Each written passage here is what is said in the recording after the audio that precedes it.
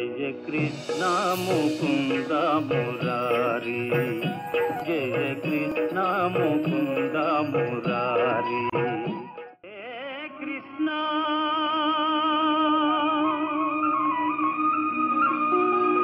ముకుంద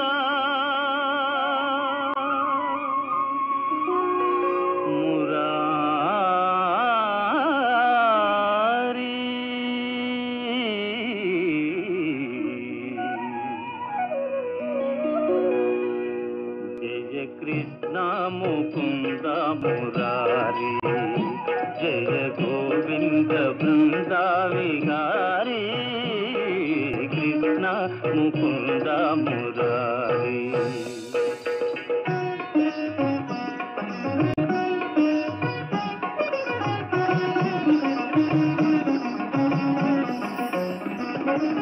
దేవకి పంట వసుదేవు వెంట, దేవకి పంట వసుదేవు వెంట, యమునను నదిరేయి దాటితి వంట,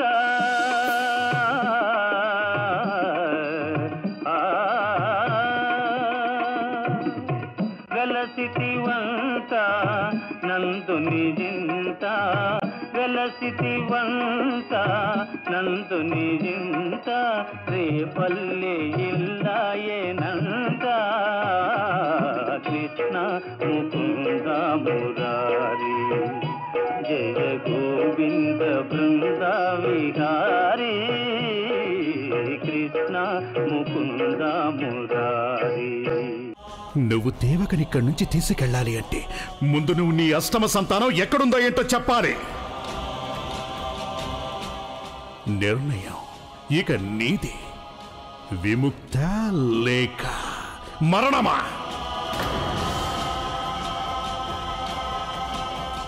విముక్తి. నేను దేవకని ఈ నరకం నుంచి విముక్తురాలిని చేసి తీరుతాను కంస. అందుకు కాను నా 8వ సంతానం గురించి నీకు చెప్పక తప్పదంటే దానికి కూడా నేను సిద్ధమే.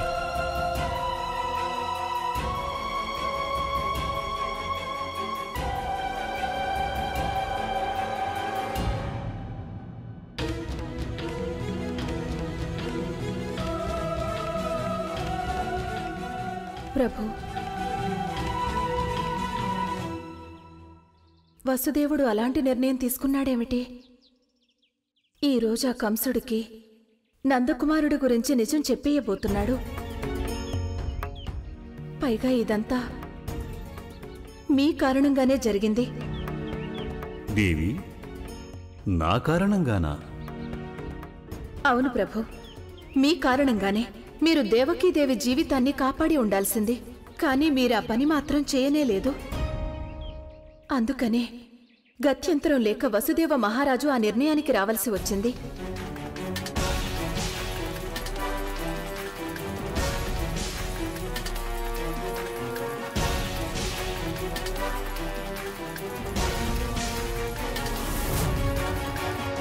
ప్రభు, అయినా నాకు వసుదేవ మహారాజు అలా ఎందుకు నిర్ణయించాడో అర్థం కాలేదు.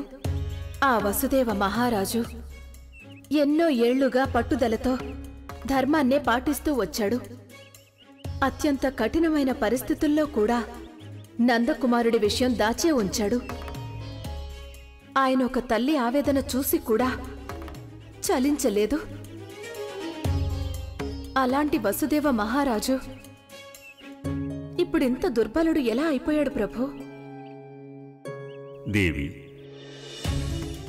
నిజాన్ని దాచటానికి సాహసం ముఖ్యమనుకుంటే అలాంటి నిజాన్ని చెప్పటానికి అంతకు మించిన సాహసం అవసరమవుతుంది.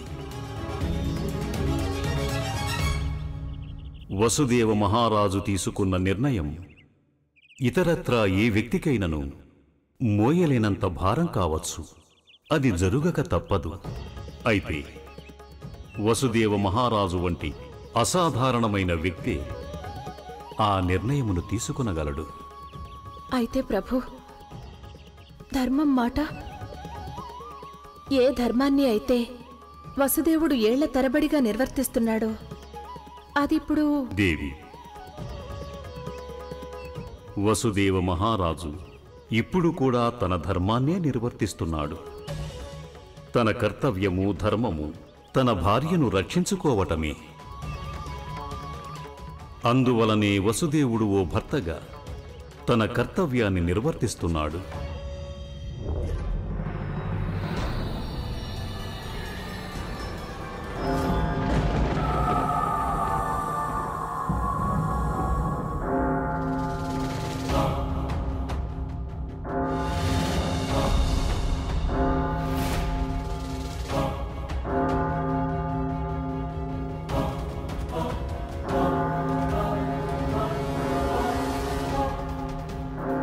ఎవరది నా పరమ భక్తుడు? ఎవరు ఇంత అర్ధరాత్రి వేళ భగవంతుణ్ణి పిలుస్తున్నది ఎవరు? మెల్లగా మెల్లగా.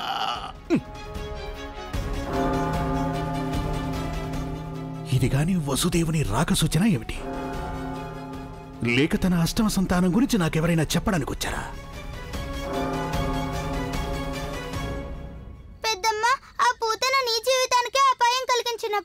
అది అందరి జీవితాల్ని అపాయం పాలు చేస్తుందేమో. అవును కృష్ణ, ఆ పూతన ఏమైనా చెయ్యొచ్చు. అలా అయితే మనం ఇంకా వేగంగా నడిచి వెళ్ళాలి. వెంటనే ఇంటికి వెళ్ళి అప్పుడు అందరికీ చెప్పొచ్చు, అక్కడ ఉన్నది రోహిణి పెద్దమ్మ కాదు, పూతన అని చెప్పొచ్చు. అవును, పద.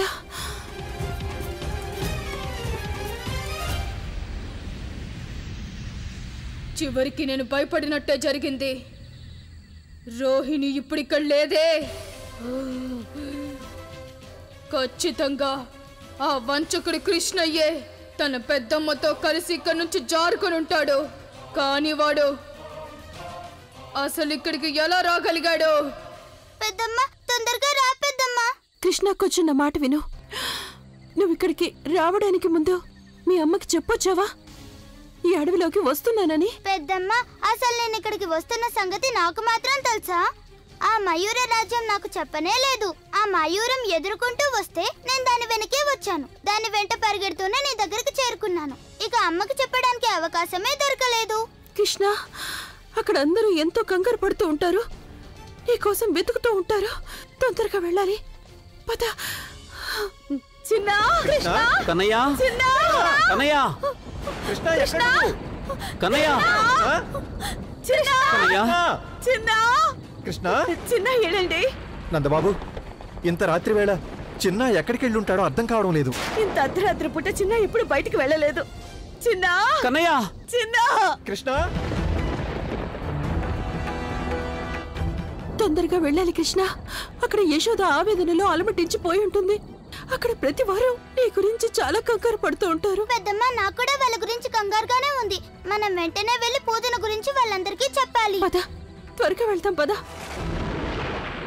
వాడు ఇక్కడి దాకా వచ్చాడంటే దాని పరిణామం ఒక్కటే. ఈ పాటికి నా గురించి అందరికీ తెలిసిపోయి ఉంటుంది. గోకుల వాసులకి నా రహస్యం తెలిసిపోయిందన్నమాట. కృష్ణ, ఇప్పుడు చావబోయేది నువ్వే కాదు, మొత్తం గోకులంలో ఉన్న ప్రతి వారిని హతమార్చేస్తాను.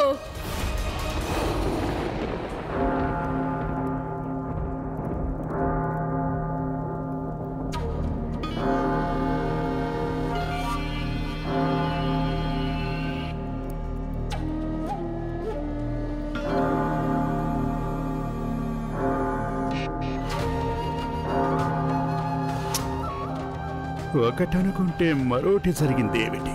ఆ దౌర్భాగ్యుడు వసుదేవుడే వచ్చాడు.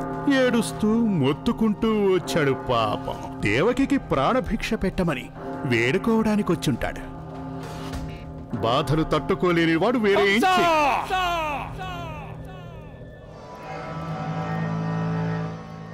నీకైతే పాపం నిద్ర పట్టదు వసుదేవా. కానీ ఈ కంస భగవానున్నైనా నిద్రపోనివ్వు. రాత్రింబవళ్ళు దేవకి దేవకి దేవకి. నామజపం చేయాలి అనుకుంటే ఈ భగవానుడు కంసుని గురించి జపించు. ఓం కంసాయ నమః. జీవితంలో కష్టాలన్నీ తొలగిపోతాయి, నిద్ర కూడా చక్కగా పడుతుంది.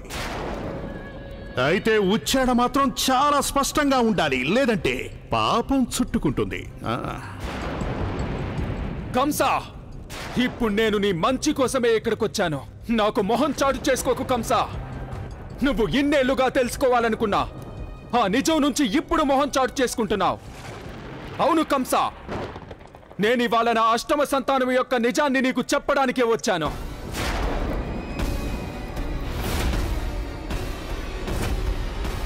ఏమండి, తనేదో పెద్ద ఆపదలో ఉండుంటాడు. ఇప్పుడు తను ఎక్కడని వెతకాలి చెప్పండి. ఏమండి, నేను వెంటనే మన చిన్నాన్ని కలవాలి. ఎక్కడున్నాడో చిన్న. యశోద, ధైర్యంగా ఉండు. మన కన్నయ్య ఇక్కడే ఎక్కడో తన మిత్రులతో కలిసి ఆడుకోవడానికి వెళ్ళుంటాడు. మన దామోదరం కూడా వెతకడానికి వెళ్ళాడు. ఎప్పుడైనా రావచ్చు. నందబాబు, దామోదరం, నందబాబు, కృష్ణుడు తన స్నేహితుల ఇళ్లలో కూడా లేడు. అంతేకాదు, తను అసలు మొత్తం ఈ ఊళ్ళో ఎక్కడా కనిపించడం లేదు. లేడా? ఏమండి, నా చిన్న ఏదో అపాయంలో ఉండుంటాడు. తను లేకుండా నేను బతకలేను. నా చిన్నాన్ని వెంటనే తీసుకురండి. వెళ్ళండి, వెళ్ళండి మీరు. చిన్న, యశోద, చిన్న, చిన్న, చిన్న,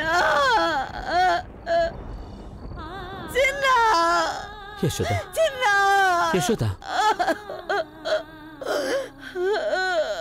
పద. చిన్న. నా చిన్న ఎలా ఉన్నాడో ఏమో. అమ్మా, నేను ఇక్కడున్నానమ్మా.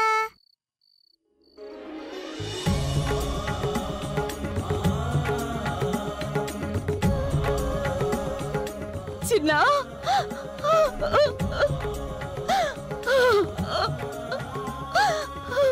కృష్ణ, ఎక్కడికి వెళ్ళావురా?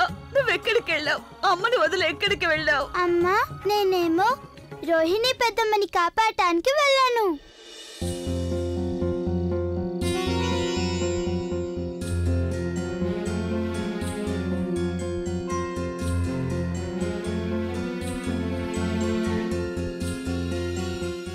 రోహిణి వదినా, కృష్ణ, అయినా రోహిణి పెద్దమ్మ నీతో పాటే ఉంది కదా, మరి నువ్వు తనని తీసుకొచ్చావేంటి? కాదు నాన్నగారు, రోహిణి పెద్దమ్మ ప్రాణాలు చాలా పెద్ద అపాయంలో పడ్డాయి. ఇంట్లో ఉన్న రోహిణి పెద్దమ్మ అసలు రోహిణి పెద్దమ్మే కాదు, అదేమో రాక్షసి పూతన.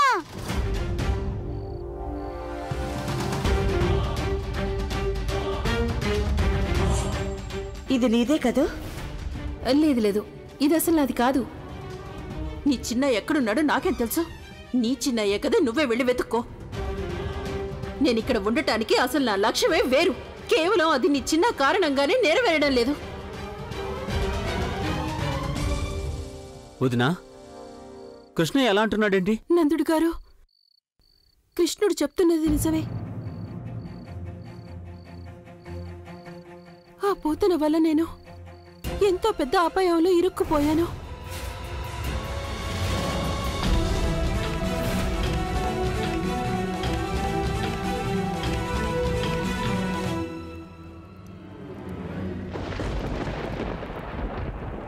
నాకు తెలుసు బావగారు, మీరు నా చెల్లి దేవకిని ఎంతగా ప్రేమిస్తున్నారు. అలాగే తన అన్ననైనా ఈ కంసుని కూడా అంతగానే ప్రేమిస్తున్నారని. ఇక చెప్పండి, తాచారం చేయకండి, నోరు విప్పండి, దయచేసి చెప్పండి. నిజాన్ని వెంటనే బయటకు కక్కేయండి, నాకు సరైన మార్గం చూపండి. చెప్పండి బావగారు, ఆ రోజు రాత్రి ఏమైంది? ఆ రోజు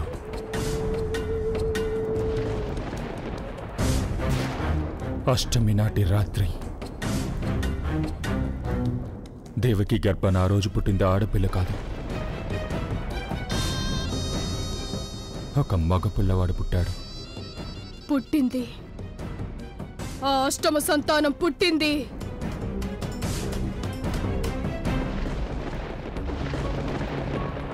అర్ధరాత్రి వేళ ఆ న్యాయపు గంటను కొట్టి కొట్టి నన్ను నిద్రలోంచి లేపారు. నాకు అన్యాయం మాత్రం చేయకండి, దయచేసి నేను చేతులు జోడిస్తున్నాను. దయచేసి నాకు చెప్పండి బావగారు, ఎక్కడున్నాడు మీ అష్టమ సంతానంగా పుట్టిన ఆ పిల్లవాడు?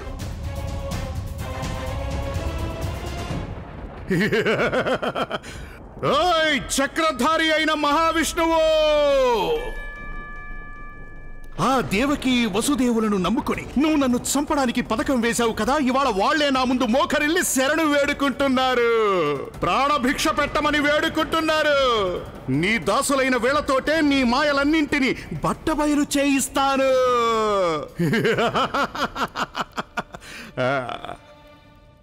బావగారు, ఇప్పుడు నాతో పాటుగా మీ ఆ వంచకుడు విష్ణువు కూడా ఎదురు చూస్తున్నాడు, నిజం కోసం వేచి ఉన్నాడు.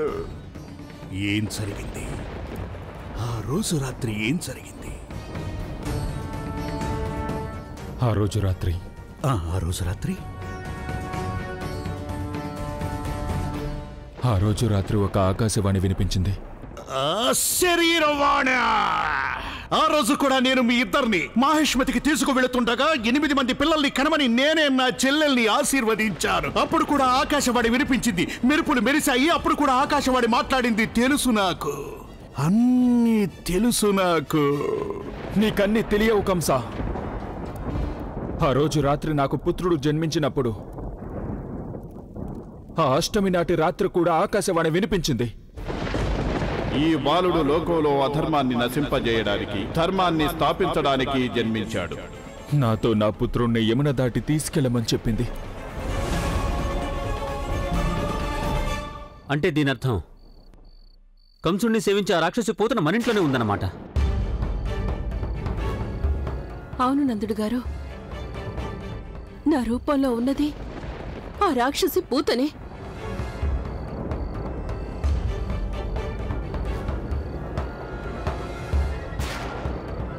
అయితే అది పూతనన్నమాట. అందుకే తన ప్రవర్తన అంతగా మారిపోయింది. నాకసలు అర్థం కాంది ఒకటి ఉంది. అసలు అది మన ఇంటికి ఎందుకు వచ్చినట్టు, నీ రూపం ఎందుకు ధరించినట్టు? తనిక్కడికి ఎందుకు వచ్చిందో నాకు కూడా తెలీదు. కానీ ఇంతకాలంగా ఆ రాక్షసి పూతన మీ అందరితో కలిసి ఉండటం చూస్తే దాని వెనుక ఏదో పెద్ద దురుద్దేశమే ఉండుంటుంది. దాని ఉద్దేశం నాకు అర్థమైంది వదినా.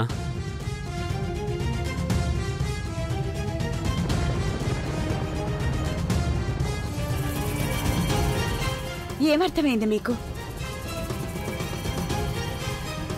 యశోదా,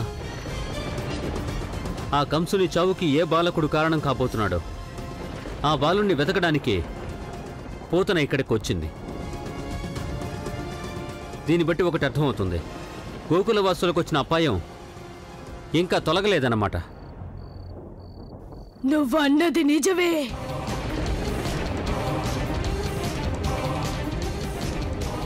ఆ అపాయం ఇప్పుడు మీ కళ్ళ ముందే ఉంది.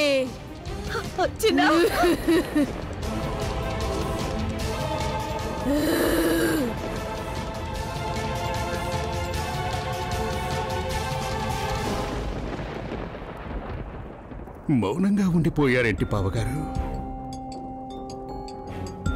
మీ బావమరిది కంసుణ్ణి మరీ అంతగా ఏడిపించకండి. నోరు విప్పండి, మాట్లాడండి. ఆ రోజు రాత్రి అశరీరవాణి వచ్చాక ఏం జరిగింది? ఆ రోజు రాత్రి ఆకాశవాణి రావడంతోటే నా సంఖ్యలు తెగిపోయాయి.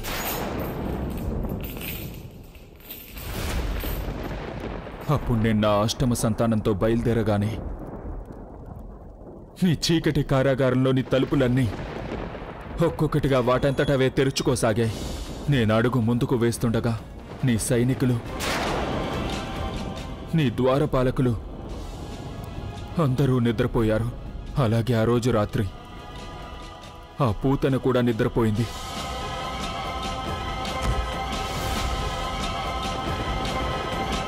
ఇవాళ నేను ఏ ఒక్కరిని విడిచిపెట్టను. ఇంతవరకు నేను కంసుడి కోసం వజ్రపూరి రాజ్యంలోని 100 మంది పిల్లల్ని హతమార్చేశాను. కానీ మీ కృష్ణుడు ఒకరోజు నా దారికి అడ్డొచ్చాడు. అంతటి పరాజయం నాకు నా జీవితంలో ఎన్నడూ రాలేదు. అయినా నేనేం చేయనే లేదు. నేను కేవలం నా కర్తవ్యాన్ని నిర్వర్తిస్తూ వచ్చాను, అంతేగా అమ్మా? విషం కలిపిన పాయసం నేను గోకులంలోని పిల్లలందరినీ చంపాలని సిద్ధం చేశాను. కానీ అది మొత్తం నువ్వు ఒక్కడివే తినేశావు. ఎందుకంటే ఆ పాయసం ఎంతో రుచిగా ఉంది. అంటే విషం కలిపిన పాయసం అంత రుచిగా ఉంటుందా పిన్నమ్మా?